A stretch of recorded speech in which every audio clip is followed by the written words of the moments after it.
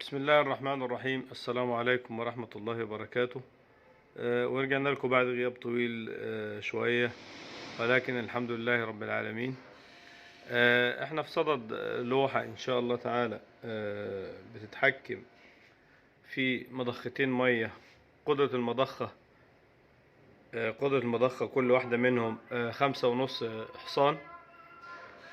طبعا الدايرة عبارة عن 4 كونتاكتور، 2 تايمر، معلش معذرة 1 تايمر 24 ساعة، فاست سيكونس انفرتر زي ما احنا شايفين جي 100 ال اس. طبعا المكونات كلها ال اس، من القاطع العمومي الى القاطع الفرعي كلها ال اس.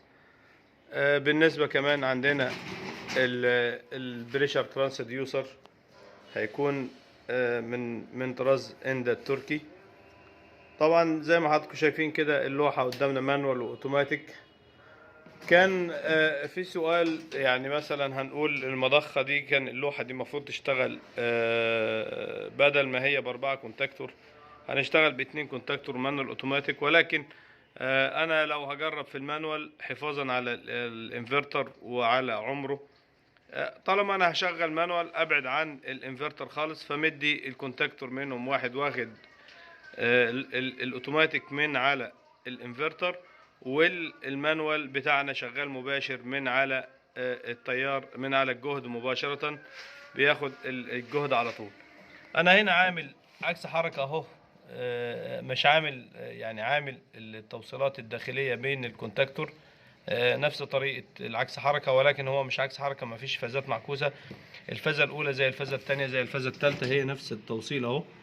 يعني أنا بقرب للأطراف متاخدين من تحت الأوفرلود علشان الأوفرلود يشتغل معايا في المانوال أو في الأوتوماتيك.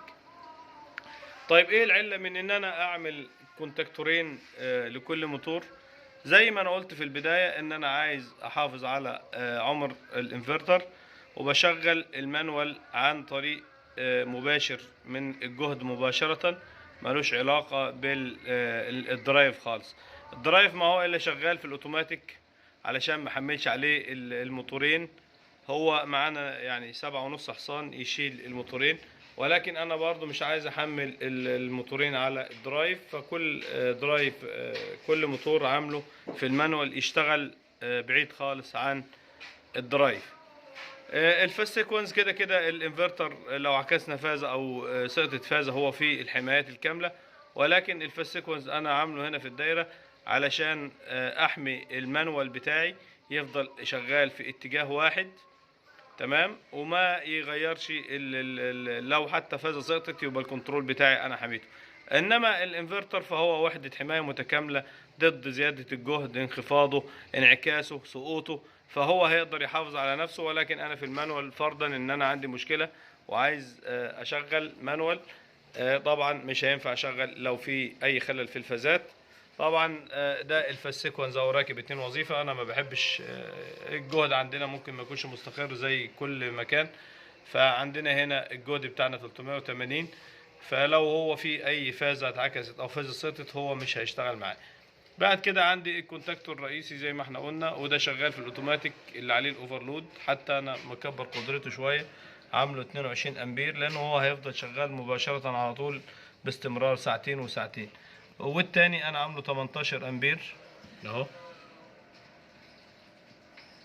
وده التايمر من طراز ليجراند الماني، 24 ساعه معمول اهو زي ما حضراتكم شايفين، ساعتين ساعتين يقف وساعتين يشتغل. فده الشكل بتاعه. طبعا احنا مستخدمين هنا في الدرايف علشان نقدر نشغله، مستخدمين فيه الاكسلريشن تايم والديكسلريشن تايم، يعني علشان الموتور ما يطلعش من الصفر لل 3000 لفه بتوعه. لا، احنا ممكن نخليه يقلع لمده معينه من الزمن، ممكن بعد دقيقه يحقق طاقته الكامله، او بعد 30 ثانيه، زي ما احنا هنحدد القيمه حسب الضغط اللي احنا هنحتاجه ان شاء الله تعالى. ولما يبطل برضه ما يبطلش مره واحده عشان نحافظ عليه من الووتر هامر او المطرقه المائيه اللي احنا بنخاف منها دايما في طرمبات الميه، علشان ما يقفش مره واحده ويحصل عندنا الووتر هامر اللي احنا بنخاف منه. ده عندنا هنا البريشر ترانسديوسر، ده من 4 ل 20 ملي امبير، وده بيتبرمج ياخد من 0 ل 10 فولت او من 24 ملي امبير حسب ما بنظبط السيتنج بتاع عداد الضغط اللي احنا شايفينه ده. زي ما احنا بنظبطه من 4 ل 20 ملي امبير من 0 ل 10 بار. الرينج بتاعنا مفتوح في البار لحد 1000 بار، مفيش مشكله بالنسبه لي، كل الرينجات مظبوطه. عندنا هنا لمبات الفازات ال1 ال2 ال3. عندنا اللمبه الحمراء دي احنا لسه هنعمل لها ليبل، انه هو في مشكله في الفازات هتقول انه الجهد بتاعنا مش مظبوط. عندنا اللمبه الخضراء اللي قصادها بتقول ان الجهد بتاعنا مظبوط والدنيا سليمه ما فيهاش اي مشكله. عندنا هنا الموتور شغال اللي هي اون، اللي تحتها تريب.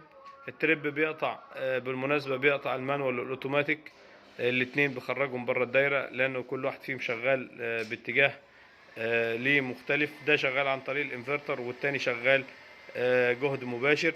فاحنا عاملين الاوفرلود هنا فاصلين بيه النيوترال اهو. يعني لو احنا بصينا كده هنلاقي نفسنا احنا فاصلين بالنيوترال، قاطعين بالنيوترال بتاع الكونتاكتورين علشان نقدر نحافظ عليه. اما الريلي ده هو بيشغل معانا، اول ما بيشتغل بيجيله امر من البريشر ترانسديوسر اللي هو العداد الديجيتال اللي قدامنا، فبيدي له امر، يدي امر للانفرتر ويدينا هنا امر برضه احنا واخدين من عليه كونتاكت اهو. اللي عندنا السي ام هنا دي جايه من على الدرايف، والواحد دي جايه من على الكهرباء المباشره. وعندي هنا واخدها 15 فوق، قطع معايا الكونتاكت الاوتوماتيك هنا في التايمر علشان لما يحصل عندي ضغط كفايه يخرج بره الدايره التايمر ويفضل معانا التشغيل شغال. زي ما حضراتكم شايفين هي الدايره بسيطه ولكن فيها بعض الفنيات. فان شاء الله تعالى برضو احنا كالعاده بنوعد ونوفي مع اي حد محتاج اي استفسار اي سؤال، احنا في الخدمه ان شاء الله تعالى.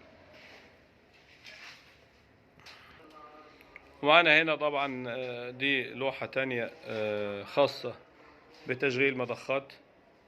عندنا الدايرة الأولى دي اللي هي موجودة قدامنا بتاعت كونتاكتور دي شغالة ستار دلتا، واللي تحت دي دوائر تسخين 4 سخانات، كل سخان منهم القدرة بتاعته عالية، فالكونتاكتور 50 أمبير. وعندنا كل دايرة في دول 10 حصان، دايرة دايركشن شغالة على طول اللي هم ال3 دوائر دول، وكل دايرة لها في السيكونس والحماية بتاعتها.